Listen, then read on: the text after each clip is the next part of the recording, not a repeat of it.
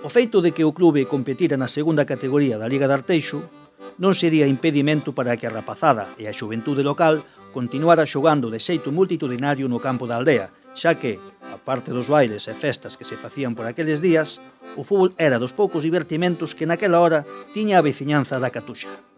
Traballar e aos domingos xogar ao fútbol era a diversión que había. Non había outra diversión. Ibas para o campo de Rolando, do Crecho, da de Rolando, xogábamos 30 contra 30. Aquela era unha mina, pasábalo en grande, non tiñas un punto duro, pero non estaba deixando de ir para aí para arriba. Bueno, eso era... En aqueles tempos era a única diversión que tiñamos. Entón, cando había partido, pois alá íbamos todos os rapaces, porque aquí non había medios onde puderas ir, nin nada, nos reuníamos todos ali. Pasábamos horas e horas aí no campo, xogando uns contra os outros.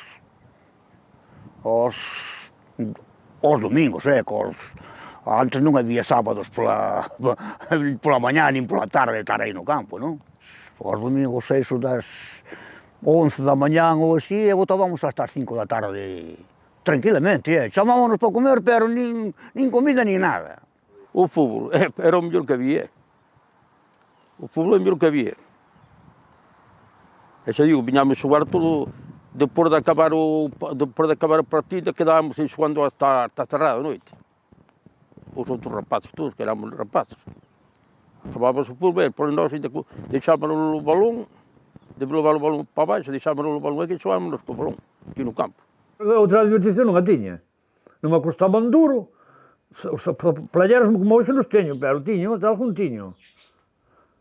Pero, mira, acababas de comer e ibas pola tarde para a Catuxa, estabas deseando chegar. Iso era unha gloria. Iso era unha maravilla. Hoxe importáis un carallo, pero daquelas sí. Boa. Iso era... Era unha relación boa entre nós os nenos xogando. A veces non lle prestábamos atención ao partido porque, quitando rapaces que sí, que lles tiraba máis, pero nós as nenas era por estar ali e ter un motivo para xogar. E logo despois, cando marchaban os xogadores, nós seguíamos no campo.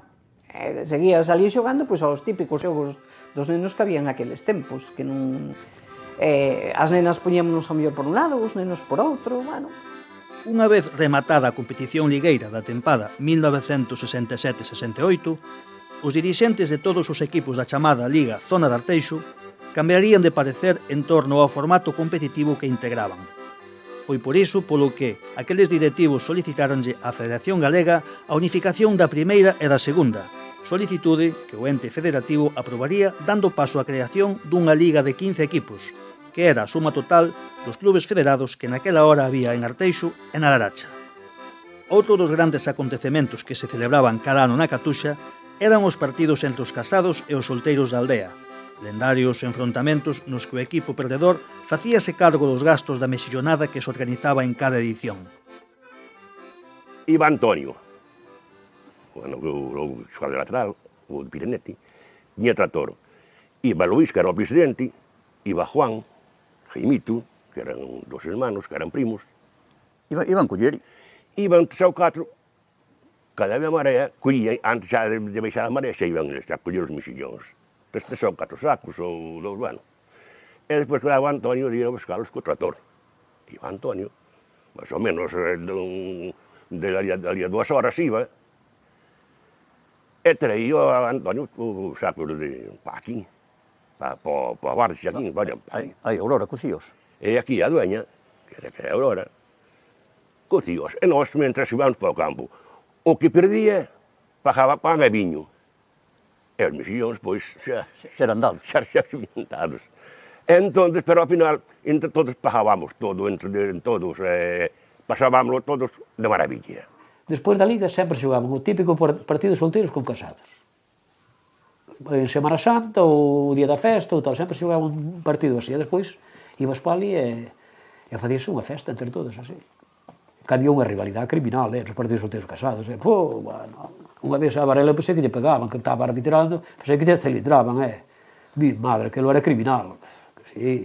Íbamos por exemplo, aos mexillóns, ou facíamos mexillonada, cando era A antigua, non xa no bar daqui de Xaquín, senón onde vive agora María Luisa máis Vítor, o do Carexo, que tiñan ali un ultramarinos, e ali no sótano, ali facíamos as misionadas e todo eso. E despois aquí no bar, pois temos feito tamén moitas churrascadas. Ou mesmo un día da festa, pola mañá, a mediodía, ou cando era o Jueves Santo, cando era o chimo de Mexillóns, os solteiros contra os casados. Iso facías abaixo, porque os de Leis tiveron o bar abaixo antes. E facías abaixo no baixo da casa. Ali era onde se facía abaixo, ali teño feito cada misionada criminal.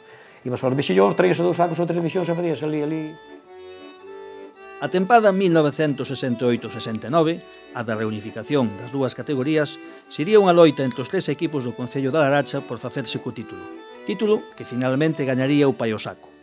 O Catuxa quedaría situado no posto 12º con 18 puntos, por diante do Larín, do Peñarol de Lañas e do Pechacancelas, o Atlético Arteixo, que tan só faría 8 puntos. Xoguei de extremo no Catuxa. Xoguei en un partido lateral, pero resulta que, por circunstancias de portería, un día fomos xogar a Callón, non había porteiro. E faltaban a mitad das fichas dos xogadores que xogaban habitualmente. E daquela, coño, quen quere xogar de porteiro e tal. Tíamos un porteiro aí do Portago, que ese día non viñera. E quen quere xogar de porteiro? Pois xogou eu e tal, xoguei de porteiro. Mal, fatal. E despois empecé a xogar de porteiro. Xoguei aquí no Catuxa 2 temporadas de porteiro. Estábamos no campo da Catuxa. Entonces estábamos no banquillo. E daquela dixe, eu tamén estaba de suplente, e dixe Varela, Rolando, vas salir, empezar a... E dixe Varela, oye, que non vas cavar, vas xogar ao fútbol. Era un pantalón que me fixera a miña tía Emilia, unha costureira a dali do Alto Arteixo. Porque, claro, aquí os campos eran moi complicados, e chándales non había, Entonces, joder, teño que xogar con un pantalón tan corto que nas areas e por aí e tal. Fíxome un pantalón largo hasta a rodilla. Bueno, aquilo era unha cousa de loco, xogar que te vía con aquel pantalón e tal, pero a mí que íbame de carallo aquel pantalón, E puxeron o cume de Polete, por eso. Que tiña un porteiro Estudiantes da Plata que chamaban así e quedou o nome así o cume para sempre. Nós xogamos con Rizo, con Raúl, con Marcelino, con Cullazo. Nós xogamos no medio deles, que xogaban ben ao fútbol, xogaban ben. Sabes o que había? Que non había maldad, sino entre os xogadores, entre o contrario, non había...